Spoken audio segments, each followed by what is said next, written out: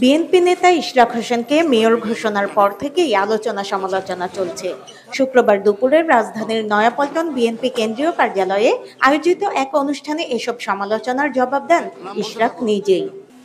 প্রায় 5 বছর আইনি লড়াইয়ের পর রায় পেয়েছি আমার পক্ষে এবং আমি ন্যায় বিচার পেয়েছি।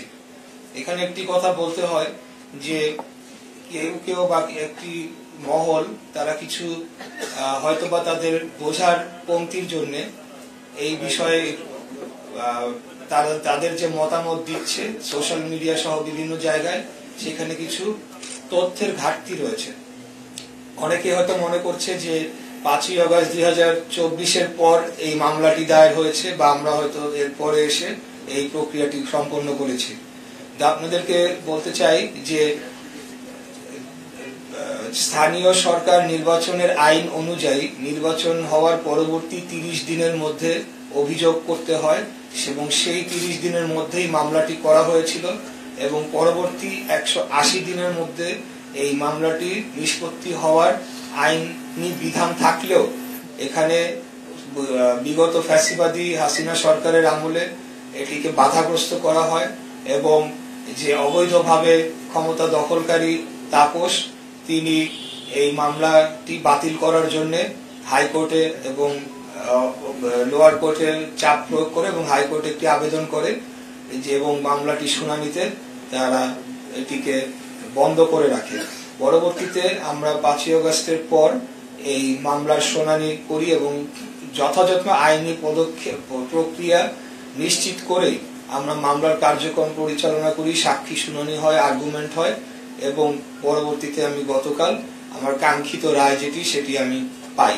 অতএব এখন যদি আমি আমার ন্যায় বিচার চাই দেশে, তাহলে আমি বিএনপির সদস্য দেখে এখন আমাকে যদি বলা হয় সেটা আমার অন্যায় অপরাধ, তাহলে এই যে বৈষম্য বিরোধী বাংলাদেশ গড়ার যে প্রত্যয় নিয়ে যারা এখন আগামী দিনে রাজনীতি করতে চাচ্ছে আসছে বা অন্যান্য কোনো গোষ্ঠী, তারা যদি আমার প্রতি বৈষম্য করে, আমি যদি ন্যায় বিচার চাওয়ার জন্য যদি এখন অপরাধী হয়ে যাই, তাহলে আসলে এই ক্ষেত্রে আমার কিছু করার নাই, কিছু বলারও নাই, জনগণই সেটার বিচার করবে।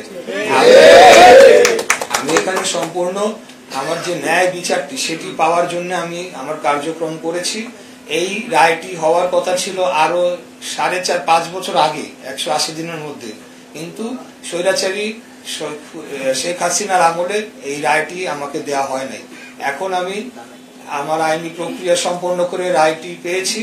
পরবর্তীতে যেটি ইতিমধ্যে আমরা গতকালকে আপনাদেরকে বলেছি যে এটা পার্টির হাইকমান্ড সিদ্ধান্ত নেবেন এবং সবকিছু বিচার বিবেচনা করেই সিদ্ধান্তটি নেওয়া হবে, সেই অনুযায়ী আমার পরবর্তী পদক্ষেপ।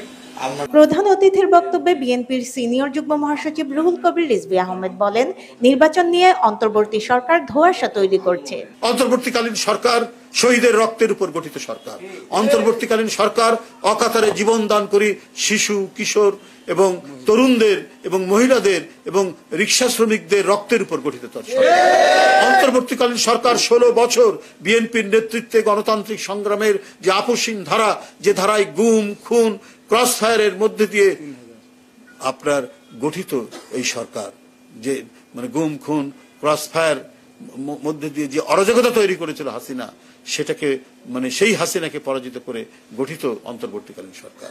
তো সেই সরকার জনগণের কাছে স্পষ্ট সুনির্দিষ্ট তারিখ দিয়ে বা মাসের কথা বলে তারা একটা নির্বাচনী প্রক্রিয়া আপনার তৈরি করবে। অনেকে বলেন, আরে আন্দোলন করা হয়েছে শুধু নির্বাচনের জন্য। আর ভাই, এই নির্বাচন সুষ্ঠু করেনি বলেই তো আপনার আন্দোলন হয়েছে। সরকারকে নির্বাচন নিয়ে স্পষ্টভাবে ঘোষণা দিতে হবে বলে মন্তব্য করেন তিনি। এই অন্তর্বর্তীকালীন সরকার সরাসরি আপনার জনগণের ভোট না থাকলেও জনসমর্থন রয়েছে, কারণ সমস্ত আন্দোলনকারী দলগুলো আপনাদেরকে সমর্থন দিয়েছে। তো সেই যখন আন্দোলনকারী দলগুলো আপনার নির্বাচনের কথা বলছে যে আপনার শুধু নির্দিষ্ট সময় দিন এবং একটা নির্দিষ্ট সময়ের মধ্যে দিন যাতে এই নির্বাচনটা প্রলম্বিত না হয়, কিন্তু তখন বারবার কখনো আমরা ডিসেম্বর শুনে আবার কখনো শুনছি যে মার্চ, আবার এসে চলে যাচ্ছে জুন, এই ধরনের যে একটা পেন্ডুলামের মতো বক্তব্য দুলছে অন্তর্বর্তীকালীন সরকারের, এই দোলায়মান অবস্থা থেকে জাতিকে একটি সুনির্দিষ্ট তারিখ দিয়ে আশ্বস্ত করা দরকার। ফারহানা নীলা, সারাবাংলা.net, ঢাকা।